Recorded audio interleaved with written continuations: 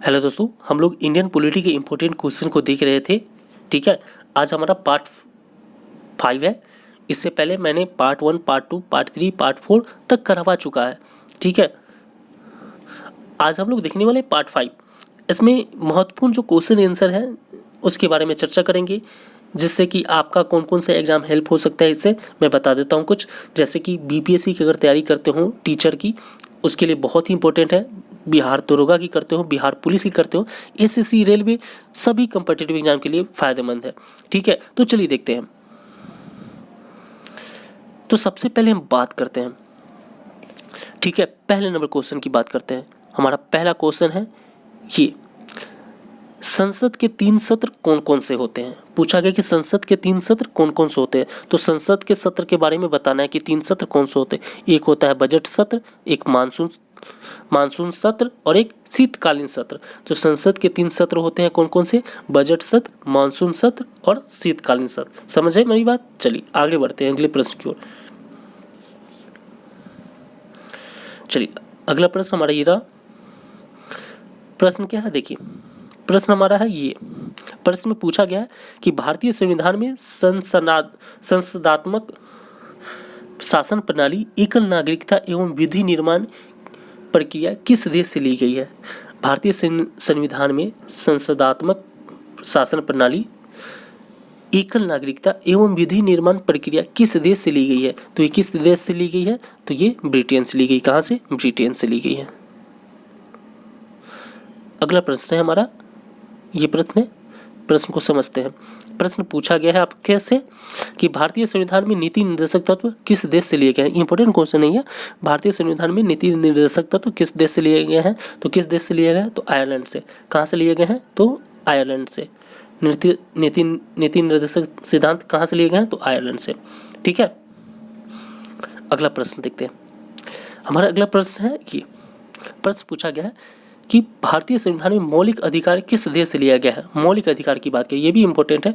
तो मौलिक अधिकार कहाँ से लिया गया है, तो अमेरिका से लिया गया है। कहाँ से लिया गया है, हमारे संविधान में जो मौलिक अधिकार लिया गया है वो अमेरिका के संविधान से लिया गया। चलिए अगला प्रश्न की देखते हैं। अगला प्रश्न हमारा ये प्रश्न है, भारतीय संविधान में संशोधन की प्रक्रिया किस देश से ली गई है। भारतीय संविधान में जो संशोधन होता है उस संशोधन की प्रक्रिया से को कहाँ से लिया गया है। तो कहाँ से लिया गया है, तो दक्षिण अफ्रीका से लिया। कहाँ से लिया गया, दक्षिण अफ्रीका से लिया गया।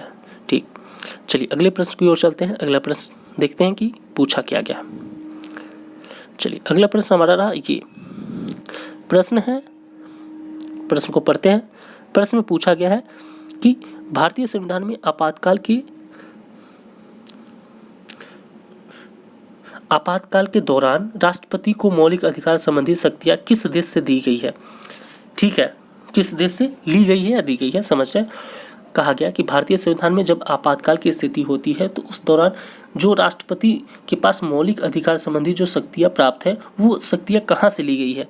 तो वो किस देश से ली गई है, तो जर्मनी से ली गई। कहाँ से, जर्मनी से। चलिए अगला प्रश्न हमारा है, प्रश्न है हमारा कि राज्यपाल पद ग्रहण करने से पूर्व किसके समक्ष शपथ लेता है।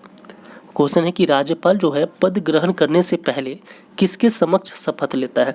तो किसके समक्ष शपथ लेता है, तो उच्च न्यायालय के मुख्य न्यायाधीश अथवा वरिष्ठ न्यायाधीश के समक्ष शपथ लेता है।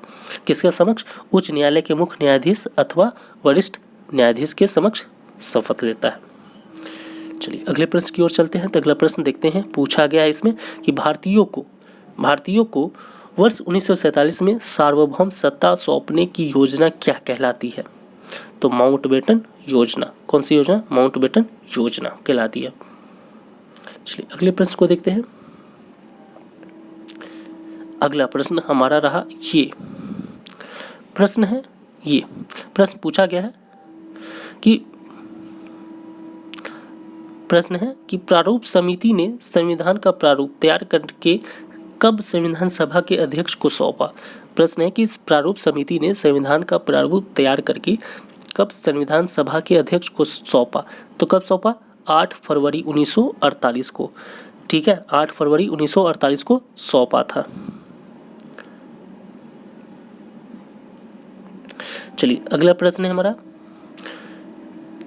कि किस देश का संविधान भारतीय संविधान के अनुच्छेद 21 में वर्णित विधि द्वारा निर्धारित प्रक्रिया का विदेशी स्रोत है?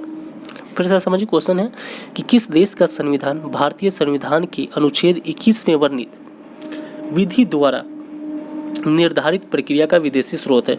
तो जापान के संविधान का। कहाँ का? जापान के संविधान का। चलिए अगला प्रश्न है हमारा, उसको देखते हैं।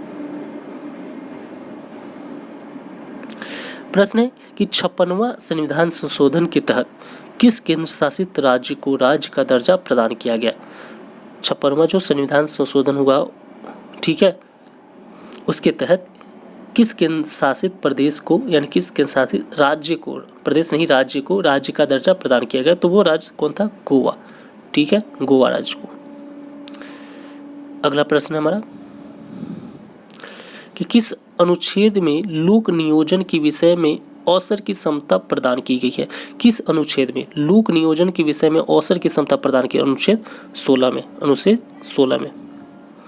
ठीक है, चलिए अगला प्रश्न है हमारा। अब ये प्रश्न को देखते हैं। प्रश्न पूछा गया है, बेगार पर निषेध तथा स्त्रियों के क्रय विक्रय पर रोक कौन सा मौलिक अधिकार लगाता है? बेगार पर निषेध, ठीक है, तथा स्त्रियों के क्रय विक्रय पर कौन सा मौलिक अधिकार रोक लगाता है? उसके बारे में बताना है। तो शोषण के विरुद्ध अधिकार। कौन सा अधिकार? शोषण के विरुद्ध अधिकार।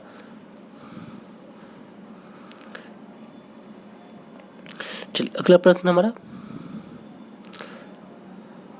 प्रश्न है ये, ठीक है, प्रश्न हमारा ये वाला प्रश्न है। प्रश्न क्या है समझिए, किस समिति की रिपोर्ट पर मौलिक कर्तव्य को 42वें संविधान संशोधन द्वारा संविधान में शामिल किया गया है? ये बहुत इंपॉर्टेंट क्वेश्चन है, बार बार पूछे जाते हैं। तो किस समिति की रिपोर्ट पर मौलिक कर्तव्य को 42वें संविधान संशोधन द्वारा संविधान में शामिल किया गया? तो सोनसिन समिति के, ठीक है, कौन सा समिति हो गया? तो सोनसिन समिति। ठीक है, क्वेश्चन क्या पूछा गया एक बार और समझिए, किस समिति की रिपोर्ट पर मौलिक कर्तव्य को 42वें संविधान संशोधन द्वारा संविधान में शामिल किया गया है? ठीक है, तो सोनसिन समिति के रिपोर्ट पर 42वें संविधान संशोधन को संविधान में शामिल किया गया। चलिए अगला प्रश्न। अगला प्रश्न हमारा पूछ रहा है क्या कि भारतीय संविधान की प्रस्तावना के अनुसार भारत के शासन की सर्वोच्च सत्ता किसमें निहित है? किसमें निहित है? तो भारत की जनता में निहित है। किसमें? भारत की जनता में निहित है। इस प्रश्न को देखते हैं। प्रश्न पूछा क्या गया है और समझिएगा, मैं इंपॉर्टेंट नहीं बता रहा हूँ, इसका मतलब ये नहीं कि वो क्वेश्चन इंपॉर्टेंट नहीं है। देखा जाए तो सभी इंपॉर्टेंट है, लेकिन कोई क्वेश्चन बार बार रिपीट होते हैं, तो इसके बारे में थोड़ा मैं बता दे रहा हूँ कि ये क्वेश्चन इंपॉर्टेंट है इस प्रकार से। चलिए अगला क्वेश्चन है कि कौन शीर्ष अधिकारी अपने पद पर रहते हुए किसी कार्य के लिए न्यायालय के प्रति उत्तरदायी नहीं है? तो राष्ट्रपति। क्वेश्चन समझ जाइए फिर से एक बार और। पूछा गया कि कौन शीर्ष अधिकारी, शीर्ष कहने का मतलब ऊंचा अधिकारी है, जो अपने पद पर रहते हुए किसी कार्य के लिए, ठीक है, किसी भी कार्य के लिए न्यायालय के प्रति उत्तरदायी नहीं है, वो जवाब नहीं दे सकता, तो वो है राष्ट्रपति। अगला प्रश्न, राजदूतों, राजनयिक प्रतिनिधियों तथा वाणिज्यिक दूतों की नियुक्ति कौन करता है? तो ये सब की नियुक्ति कौन करता है? राष्ट्रपति। राजदूतों की हो गया, राजनयिक प्रतिनिधियों की हो गया, वाणिज्यिक दूतों की, ये सब नियुक्ति कौन करता है? तो राष्ट्रपति करते हैं, है ना। अगला प्रश्न हमारा प्रश्न है कि अब तक सर्वाधिक व्यक्ति जो बतौर राष्ट्रपति निर्वाचित हुए हैं किस राज्य से संबंध रखते थे? तो आंध्र प्रदेश। कहाँ से? आंध्र प्रदेश से। क्वेश्चन है फिर से समझिए, अब तक जो सर्वाधिक व्यक्ति, सबसे ज्यादा व्यक्ति जो बतौर राष्ट्रपति, बिना राष्ट्रपति, बतौर राष्ट्रपति निर्वाचित हुए हैं, ठीक है, जो पहले राष्ट्रपति नहीं थे और राष्ट्रपति चुने गए हैं, वो किस राज्य से संबंध रखते हैं? तो आंध्र प्रदेश। अगला प्रश्न है, प्रश्न को समझिए, प्रश्न क्या है? प्रश्न रहा हमारा ये, जब राष्ट्रपति द्वारा वित्तीय आपातकाल की घोषणा की जाती है, यानी उद्घोषणा की जाती है, तब संसद द्वारा इसका अनुमोदन कितने दिनों के अंतर्गत किया जाना चाहिए। कहा गया कि जब राष्ट्रपति द्वारा किसी वित्तीय आपातकाल की घोषणा की जाती है राष्ट्रपति द्वारा, तब संसद द्वारा इसका अनुमोदन कितने दिनों के अंतर्गत किया जाना चाहिए। तो कम से कम 2 माह के अंतर्गत। कितने माह के अंतर्गत? 2 माह के अंतर्गत। हमारा ये प्रश्न रहा। इस प्रश्न में पूछा गया किस वर्ष से पूर्व उपराष्ट्रपति की सेवानिवृत्ति के पश्चात पेंशन का प्रावधान नहीं है। 1997 ईस्वी से पूर्व, यानी 1997 ईस्वी से पूर्व के जो उपराष्ट्रपति थे, ठीक है, उनको सेवानिवृत्ति कहने का मतलब जो पेंशन मिलता था इसका प्रावधान नहीं था 1997 ईस्वी से पहले। अगला प्रश्न है, वीवी गिरी को राष्ट्रपति पद के निर्वाचन में भाग लेने के लिए किस पद से त्यागपत्र देना पड़ा था। कहा गया कि वीवी गिरी को राष्ट्रपति पद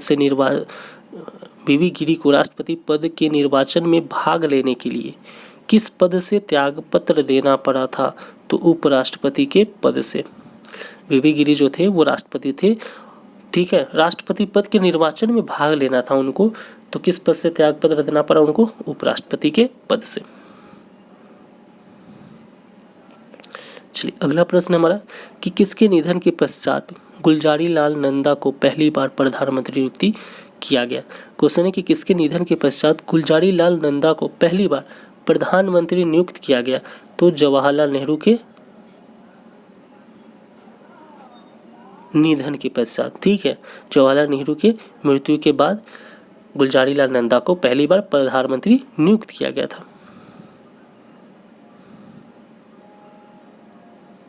चलिए अगला प्रश्न हमारा, प्रश्न पूछा गया है कि महान्यायवादी के पद पर नियुक्ति के लिए उस व्यक्ति को किस न्यायालय के न्यायाधीश होने की योग्यता होनी चाहिए।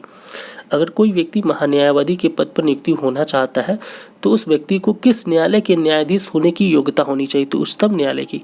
किस न्यायालय की? तो उच्चतम न्यायालय की, यानी हाई कोर्ट। चलिए अगला प्रश्न है, प्रश्न है कि राज्यसभा के कितने सदस्य राज्यों तथा संघ क्षेत्रों के विधानसभा सदस्यों द्वारा निर्वाचित हो सकते हैं। तो कितने सदस्य? 238 सदस्य। अब इसका लास्ट क्वेश्चन हमारा रहा ये प्रश्न है, अवित्तीय अथवा साधारण विधेयकों को राज्यसभा कितने समय तक रोक सकता है? 6 माह तक, यानी 6 महीने तक, ठीक है। तो हमारा ये पॉलिटी का पार्ट 5 जो था वो कंप्लीट हुआ, ठीक है। इसके बाद हम लोग करने वाले हैं पार्ट 6। इसी प्रकार से आपका चलता रहेगा, ठीक है, जो कि आपके जितने भी कॉम्पिटिटिव एग्ज़ाम हैं सभी एग्ज़ाम के लिए बहुत महत्वपूर्ण है, ठीक है। अगर अभी आप बीपीएससी की तैयारी कर रहे होंगे टीचिंग का, या फिर मेन बीपीएससी की बात करें, सभी एग्ज़ाम के लिए फ़ायदेमंद है।